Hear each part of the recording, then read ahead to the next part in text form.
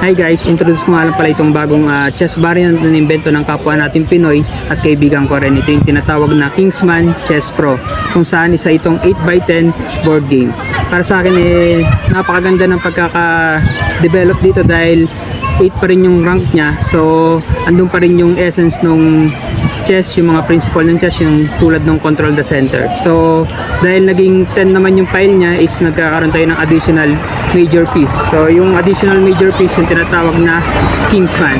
Para sa akin napakalakas nitong piece na to, napaka powerful pero in a limited way. So bakit ko nasabing napakalakas nito is dahil andun yung parang nakita mo yung knight, bishop at saka yung rook sa isang piece, pero in a limited movement. So para maunawaan nyo kung paano yung movement nito, didemo natin. So kumbaga ito yung Kingsman natin. So para siyang bishop, diagonal din yung, pwedeng diagonal yung tira niya. So pero limited, hanggang two step lang siya. So 1, 2. So yan, mamimili ka dun sa dalawa kung pwedeng isang step or pwedeng dalawang step.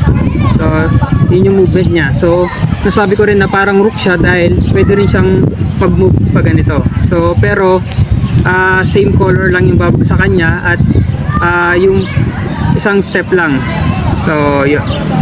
So bakit ko naman nasabi na parang knight siya is dahil pwede niyan talunan yung mga piece, lahat ng nasa tabi niya. So pwede niyang talunan to, di ba? Tapos pwede niya rin talunan to.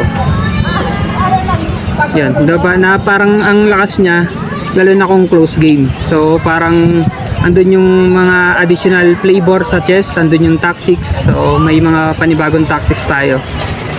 So tas ang additional pa dito is yung para sa akin is napaka powerful is pwede niyang kainin yung sarili niyang piece. Yan. So, 'di ba? Parang ito yung totoong sacrifice. Isa-sacrifice mo yung sarili mong piece para makapag-take advantage o magkaroon ng mas advantage na position. So, yun lang. So, kung gusto nyong malaman pa yung ibang movement nito, bisitahin nyo na lang yung Kingsman Chess Pro page. So, ito yun. Dagdag ko lang din pala guys, na katulad ng ibang major piece natin, itong Kingsman natin is dalawa at opposite color din.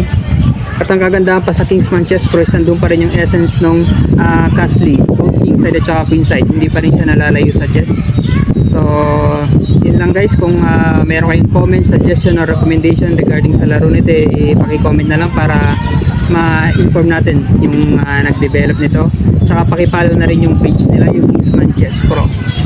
So, yun lang. Thank you.